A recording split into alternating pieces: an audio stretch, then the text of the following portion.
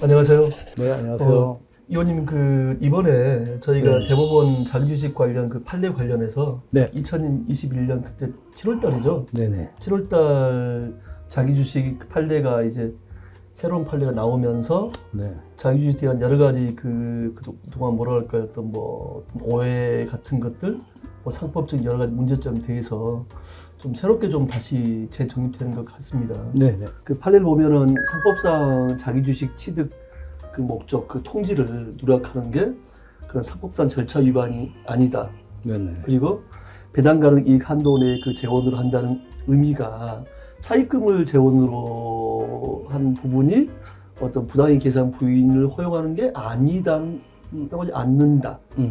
이런 절차 그때 판례가 나온 부분이잖아요. 그렇죠. 이제 일단 2021년도 7월 달에 예. 새로운 이제 자기주식 취득에 대한 판례가 나왔는데 그 전에는 판례가 조금씩 같은 사안이었는데 좀 다르게 나왔죠. 그렇죠. 이제 특정 주주만 보고 자기주식 취득하는 것은 가지입금이다. 그렇죠. 네네. 그렇죠. 그리고 자기주식 취득 과정에서 상법상 절차를 정확하게 준수해야 되는데 네네. 그럼 단순한 내용도 위반하는 경우도 가지입금이다. 그렇죠. 그리고 이제 그 차입금, 네네. 자금을 이렇게 좀 활용해서 그런 자기주식 취득 재원으로 활용하는 것도 어떤 상법 절차를 위반해서 가지입금이다라는 게 이제 지금까지의 그런 그렇죠. 판례였죠. 예. 그런데 그 모든 게 이번 이제 2021년도 7월 달에 판례를 통해 가지고 예. 상당 부분 많이 사실은 좀 바뀌게 됐는데 예, 그렇죠. 그 부분을 조금 자세하게 저희가 지난번 시간에도 말씀을 드린다고 말씀을 예. 드렸으니까 예. 조금 깊이 들어가서 살펴보는 게 좋지 않을까라는 예. 생각은 해봅니다.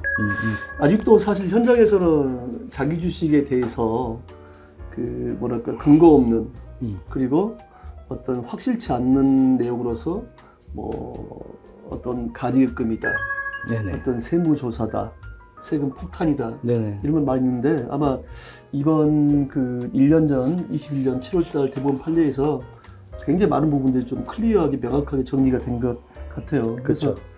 이번 판례에 의해서 첫 번째는 이제 상법은 기회균등이다. 그래서 어떤 결과의 균등이 아니다는 측면, 그리고 상법상 절차에 있어서 소소한 그런 절차 위반 자체는 당연무효가 아니다.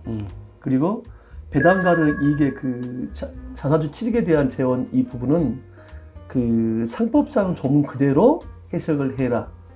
이게 아마 이제 결론이었잖아요. 그렇죠. 그래서 일단은 결론은 그렇게 났지만은 예. 그 과정이 되게 중요하잖아요. 그렇죠. 그래서 작년 7월달에 최종 대법원 판례가 났지만 예. 이게 조세심판원의 예. 심판예 예. 그리고 제1심인 행정부원, 예. 2심인 고등부원에서는 어떻게 판결이 났는데 예. 그게 어떻게 뒤집어졌는지도 되게 중요한 예. 것 같아요. 그런 과정들이. 맞습니다. 그래서 일단은 그 사건의 개요부터 좀 우리가 간단하게 좀 설명을 드려야지 이게 어떤 사건인지 예. 아시고 판단하실 것 같습니다.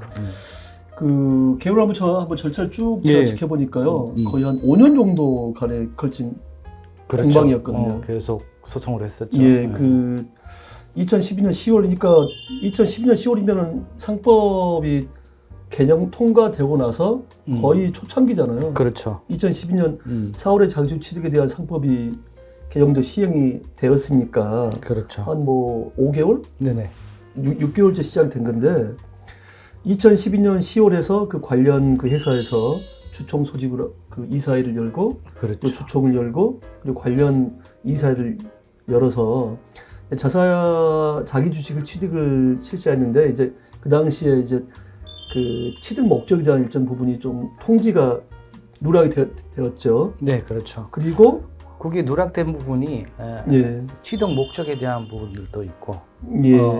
그리고 금전을 이제 자사주 취득하고 난 다음에 금전을 대가를 지급해야 될 거 아니에요? 그렇죠. 그 금전 교부에 대한 그런 방법이라든가 그런 부분들도 좀 누락이 됐었고, 또 그리고 거기에 대한 양도 대금을 지급하는 시기에 대한 부분들도 예. 누락이 됐었어요. 그래서 세 가지 항목을 좀 위반을 했었는데 어쨌든 그런 과정을 거쳤고요. 통지상에서 그때 누락된 부분이죠. 그렇죠. 그렇죠. 그리고 이제 외관상 그때 취득 목적도 과다한 뭐 이익잉여금 적립으로 회사의 어떤 재무적인 낭비 이런 부분들을 좀 제거하고자 그렇죠. 그리고 또 주주 가치를 좀 제고하고자 하는 예. 목적으로 실시를 했다고 합니다.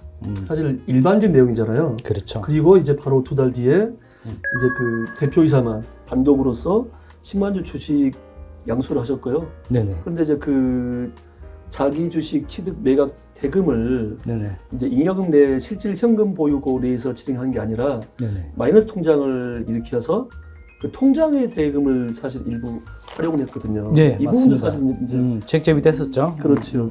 그리고 이제 또 2년 뒤에 네네. 14년 5월 달에 그 동일한 대표이사께서 10만 주를 자사주 매각을 한 번 더 하시고요. 그렇죠. 그리고 또 1년 뒤에 음. 반복되는 거예요. 또 10만 주 자사주를 매각을 하셨는데 바로 그해 15년 11월 달 이제 세무조사에서 이제 가리금 대한 이제 그 말이 나오기 시작한 거죠. 그렇죠. 그래서 이제 그 이제 시점까지 보니까 이제 그 세무조사에서는 뭐 마이너스 통장에 대해서 실제로 갚지도 않고 이자만 그렇죠. 계속 내고 있고 그 자기 주식 그 보유한 내용에 대해서 어떤 뭐 소각이나 뭐 활용도 측면도 통하지도 않고 그리고 이제 그 실제로 이제 세무조사에서 대표이사나 관련 임원들에게 왜 하셨습니까라고 물어보니까 뭐 대표이사 생활자금이 좀 필요해서 그렇죠. 이런 취지로 이제 답변해서 네. 이건 업무 관련서 전혀 관련이 없고 그리고 이제 그 상법상 그런 어떤 절차 위반을 하였고 그리고 이제 그 항상 말하는 그런 뭐 배당가능 이익 한도내가 좀 약간 오류가 있는 게 아닌가 해서 법리 해석에서 이제 상법 절차 따라 위반이니까 가지금이다 이렇게 결론이 그렇죠. 난 거잖아요. 기본적으로 그 예전에 다른 판례를 통해서도 그 우리가 알 수 있듯이 상법을 무시를 하게 되면 위반을 하게 되면은 원인 무효잖아요. 그렇죠. 그래서 원천적으로 무효가 되기 때문에 예. 당연하게 지급된 대금이 다시 돌아오지 않으면 예, 맞습니다. 가지급으로 인정받을 수밖에 예. 없겠죠. 그래서 이러한 사안을 가지고 세무당국에서 가지급으로 판단해서 예. 과세를 했었고요. 또 법인이자 인정이자에 관련된 부분들도 맞습니다. 과세를 했었죠. 그래서 이제 그걸 가지고 실제 이제 그 관련 회사에서 네네. 이제 조세 심판 그쵸. 2016년 7월 달이고 그리고 또 1년 뒤 17년 1월 달에 행정법원 그리고 그 17년 8월 달에 고등법원 그렇죠. 이제 그 쟁점 들어가는데 결론은 사실 이제 그 상법 관련된 위반 여부 그렇죠. 그리고 업무관 가지급 관련 여부 부당이익 계산 여부에 대해서 사실은 이제 패소한 거죠. 그렇죠. 일단 예. 그 조세 심판은 심판 내에서 보면은 일단은 그 조세 심판에서는 절차를 위반한 걸로 보지는 않았어요. 그런데 이제 그 과정에서 예. 자사주를 매입하는 과정에서 대표이사 혼자만 단독으로 예. 자사주를 매입을 한 그런 결과가 나왔기 때문에 예. 결과적으로 상법을 위배했다. 균등하게 주주들한테 취득하지 않았다라고 해서 사실 뭐 지금이야 말씀드리지만 법리 해석의 오류죠. 그렇죠. 그래서 예. 일단은 뭐 그 상법 제 341조에 보면은 거기에 예. 대한 내용들이 분명히 나와 있잖아요. 뭐 예, 균등하게 그렇죠. 그렇죠. 취득해라, 뭐 대가에 대한 부분들, 예. 절차에 대한 부분들이 예. 확실히 나와 있는데 균등하게 취득하지 않았다라는 그 이유 하나 가지고 조세 심판원에서는 일단은 패소를 하게 된 거죠. 예.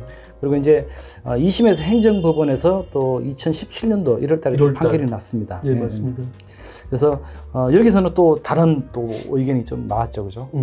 일단은 기본적으로 취득 목적이 취득 통지서에 누락이 된 거 예. 하나만 가지고도 상법 위반이다. 예, 맞습니다. 라고 해가지고 중대한 뭐 하자가 있다고는 보기 어렵지만은 어렵지만은 그렇죠. 그래서 결과적으로 주주 균등 매각이 아니기 때문에 예. 이것도 패소를 하게 됐죠. 그렇죠. 그리고 고등법원에 또 올라갔습니다. 그게 17년 8월이죠. 그렇죠. 17년 예. 8월에 바로 예, 한 달 후에 맞습니다.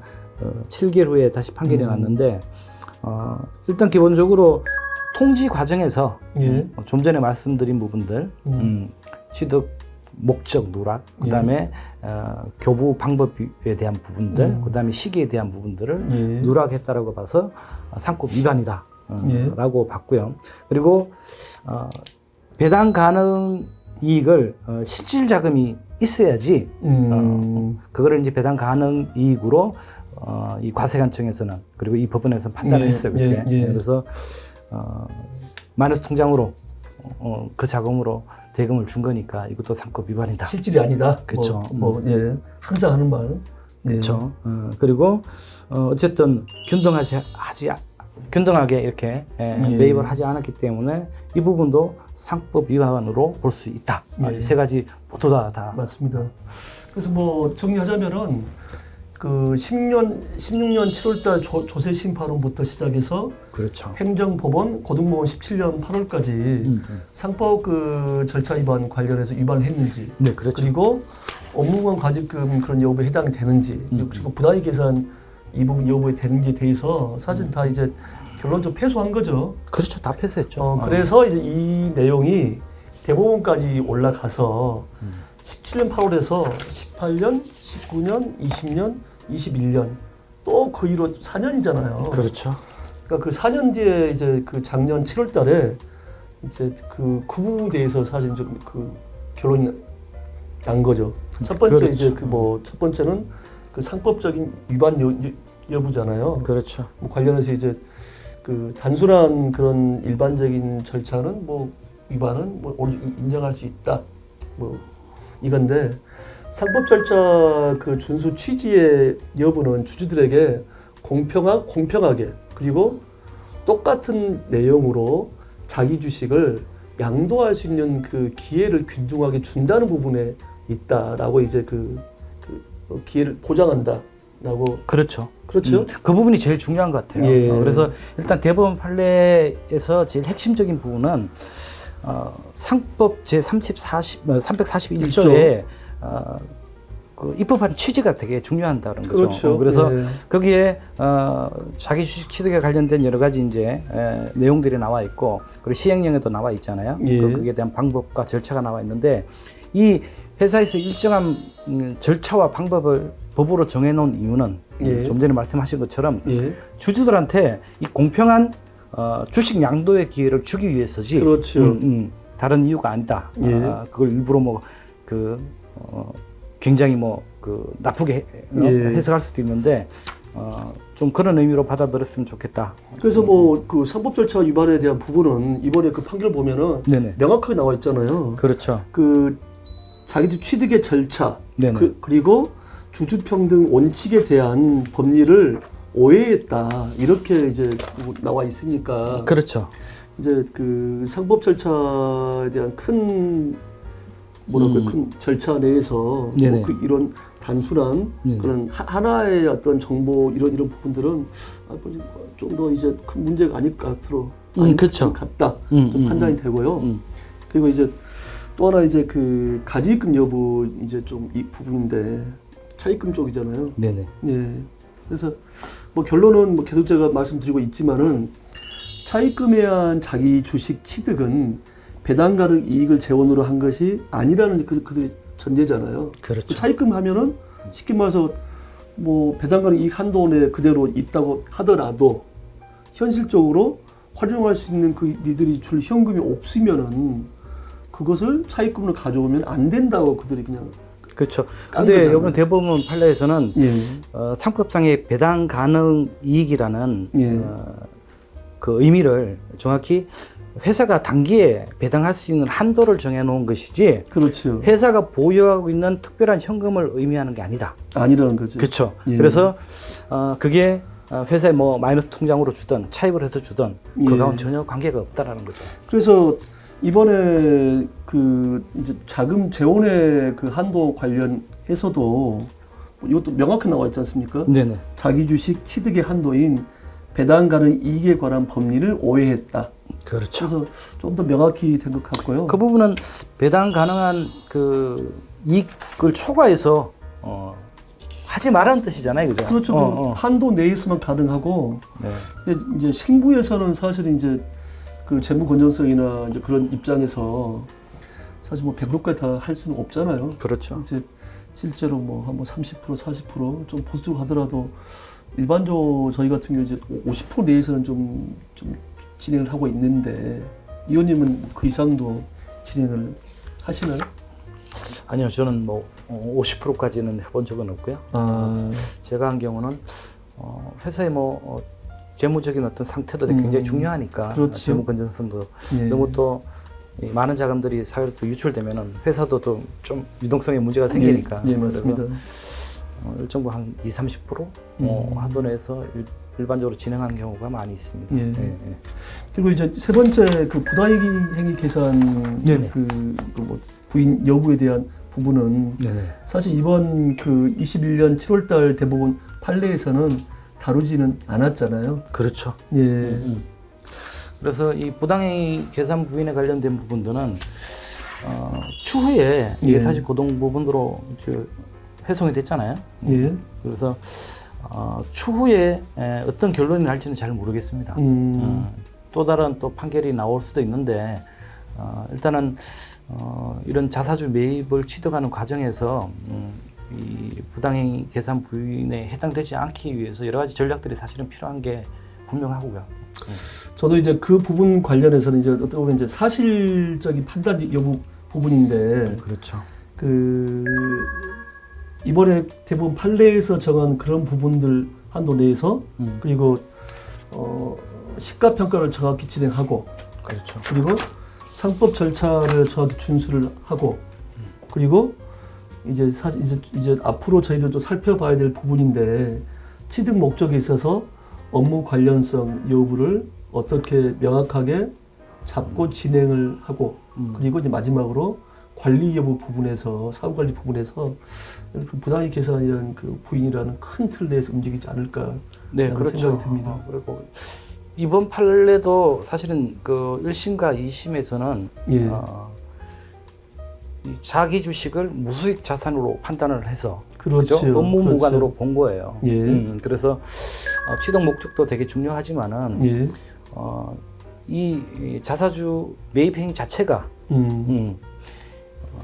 이게 업무하고 관련이 있느냐가 되게 중요하다는 거죠. 예. 그래서 이 결국에는 그 부당이익 계산 부인은 업무하고 관련이 있느냐, 그렇지 않느냐가 예. 가장 쟁점일 것 같고요.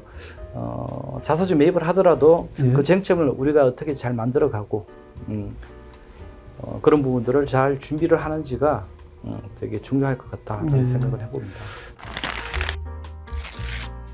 뭐 다시 좀 정리하자면은 자기 주식에 대한 이 부분은 취득 목적에 대한 그런 업무 관련성에 대한 그런 최소한의 대비 네. 안정 장치가 이루어져야지 이에 대한 사후 관리 부분이 그 보장되지 않은 그런 자사주 취득이나 이 컨설팅은 리스크는 분명히 존재할 거다라고 저도 말씀드릴 수 있을 것 같습니다. 네.